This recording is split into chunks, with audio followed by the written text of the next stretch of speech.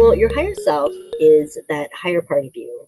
So that's the part of you that's not bound by your programming, by anything that you've learned, by different things that you're feeling.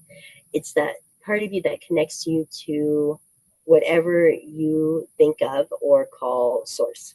So really the question would be, what aren't the benefits?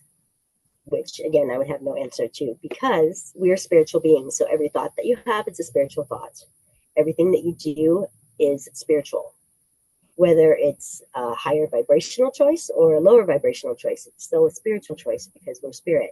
So connecting with your higher self, you can get more in tune with who you are, why you're here, what you're here to do, what your golden path is. And one of the things that I would say to do would be to ask your higher self to guide you, to ask for the highest good, to ask your higher self and someone else's higher self to make the best use of time. So, higher self is something that you're connected to all the time. You're part of, it's part of you, really. So, your focus of connecting with your higher self, it's like that giving permission to give over the time that you have to your higher self.